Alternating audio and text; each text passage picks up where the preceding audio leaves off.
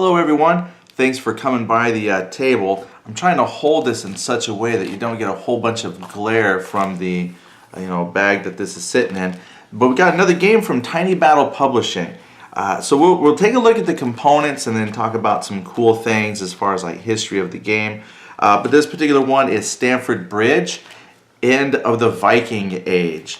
This is part of Tom Russell's Shields and Swords series. I don't know how many games he has in the Shields and Swords, but just in case you don't know, Tom Russell has quite a bit of history with Tiny Battle Publishing. From what I remember, he was the editor for a while. We're going to take a look here of Yaw Magazine, and in fact Stamford Bridge was one of the first games that came in issue 1. So I'm actually going to take a look at this magazine here a little bit later and kind of do a second unbagging of this. I just thought that'd be fun to do since these two games are related. So this is the Yaw reprint. Now that does happen sometimes. People have asked, hey, does Tiny Battle Publishing ever take the games from the magazines and then print them separately? Not all of them, but some of them, yes. And so here's an example of one. All right, so let's take this out of the bag. That way you're not getting a bunch of glare. First, we'll take the rule book out. And this actually was a really thin rule book, so I was curious to see what's in here. So let me turn this towards you all. Well, guess what? You still get a lot of glare. Let me see if I can rotate that. Yeah, that's not getting rid of the glare. Sorry about the glare. Well, there's Stamford Bridge. Here's the back. What does this say? 2 players. It is solo friendly. It takes about 60 minutes, and it's an intro level. Okay, so in the folio series on the back, just in case you're curious, if you go to Tiny Battle Publishing, you'll see in this folio series there's also We Happy Few, the Battle of Agincourt, Our Royal Bones, the Battle of the I don't know if it's bovines, not like the cow, but and then Stamford Bridge and A Hill Near Hastings, which is a Yaw reprint. Oh, right. So let's pop this open. Well, let me see how many pages this is first. This is 10 pages. 10 pages. I like the nice color charts. I mean, it's baked in here. I don't see any separate charts. I got the map. We'll pull that out in a minute. But if this is all the charts you need, great. So it's 10 pages, but one page is the charts. Let's see. And actually, the rules start off right away. Sometimes in games you get 1 or 2 pages of, index, table of contents, things like that. But right here we start right in with the rules. So this is probably, because that last page was some charts, you're looking at 9 pages of rules. So that's not really a rules-dense game. Again, it's full color. I mean, the text and page black and white, but you got full color there. The counters, here's your credits. I'm trying to flip here. Tramley, I'm trying to read upside down. Family Tree and Reigns of the Kings of England. All right. So there's not too many pictures in here.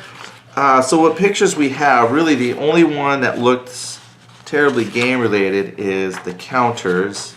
Then you had a timeline.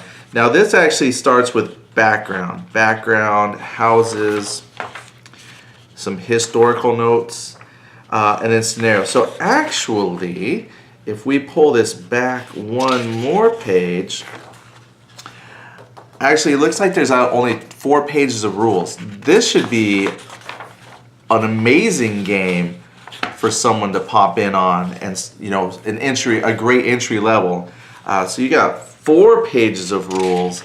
You got a few pages of background, historical notes, and then you have the scenarios. Looks like you got 2 scenarios. There's Stamford Bridge and then A Hill Near Hastings, and then you got your player area chart. So this actually looks like it would be a really, really good gateway game for folks.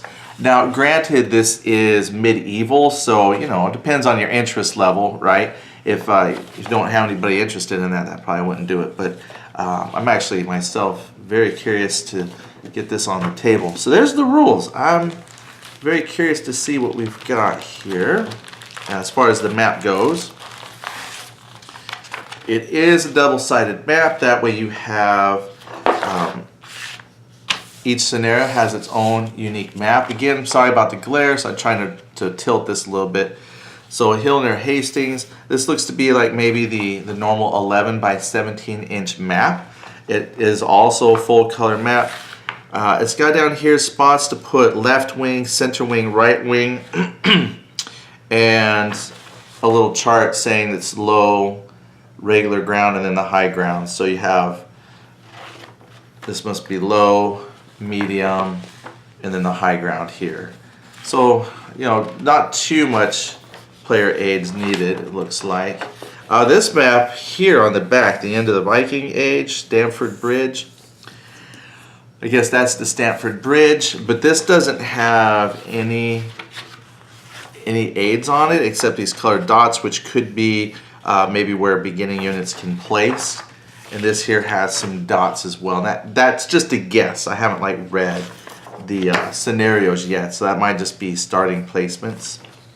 So two maps, one double-sided map, but that's two maps, right? And then we've got one counter sheet.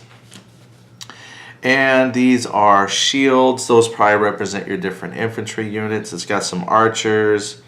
I can't tell. Okay, that's a horse silhouette. So you got a couple cavalry. Then there's a shield wall, initiative suppressed. All right, so the counters are actually, I think they're kind of nice. They're evocative of the game.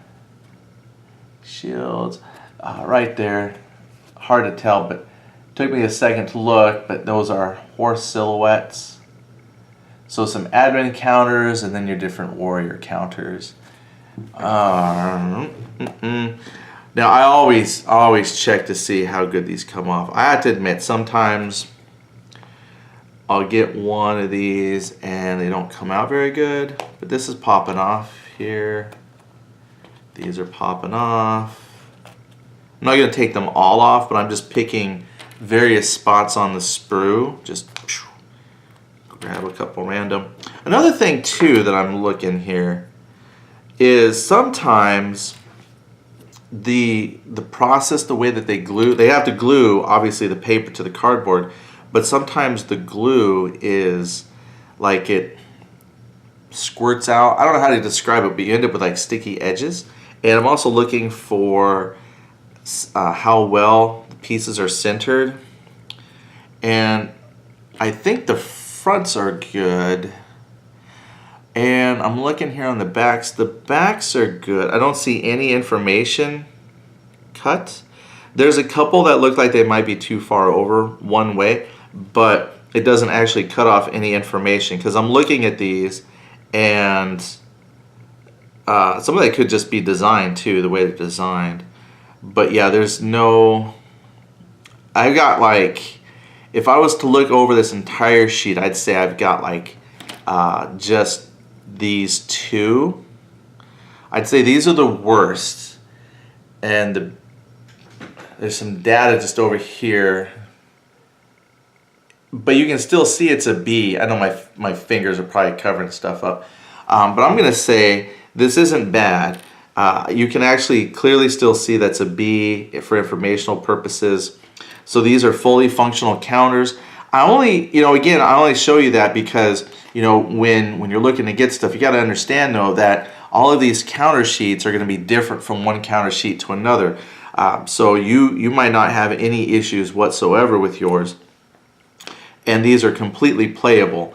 It's just, if I'm gonna, pick something to complain about, that would be the only thing. Otherwise, these counters are really good, and I've pulled off a few more, and there's no sticky. I also like that because when I use my corner clipper, my counter clipper, that really kind of starts to gum up the machine. So these are really, really good counters. There's 88 counters, some say suppressed. So these got your combination of admin and warriors. You also had then your double-sided map. So I don't know if you want to call that one map double-sided or just two single-sided maps. however you want to look at that.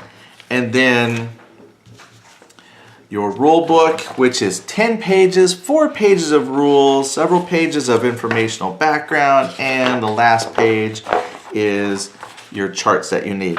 So this, I think this would be a phenomenal game for someone to start with if you haven't done a lot of gaming before. It's not counter heavy whatsoever, and it does look like it could be solo friendly if you wanted to go that route. I've already been spending some time learning how to play the In the Trenches series. I got the Devil Dogs base set number 1, and I want to explain and go over that one a little bit before I jump into and start learning Stamford Bridge. The In the Trenches game is really good as well. It's not super complicated either. It's just yeah, I don't do very good trying to learn like 2 or 3 games at a time, and since I started with In the Trenches first, I want to see if I can get that to the table, explain some game mechanics, and show you how that one works before I jump into Stamford Bridge. And then after that, yeah, I'd love to get Stamford Bridge out and show folks that as well, because that looks really cool. Mostly because there's a block game I've thought about picking up. It's the Commands and Colors, which does a lot of historical type scenarios, and I don't know if they do anything around this time period, but looking at those counters with the shields kind of reminded me of those blocks. I don't know why, but it just kind of did. Anyway, thanks for tuning in, and next time, who knows what we'll bring. I don't know. I like to plan out what I want to show, but in the end, best laid plans. Anyway, thanks a lot. We'll talk to you later. Bye.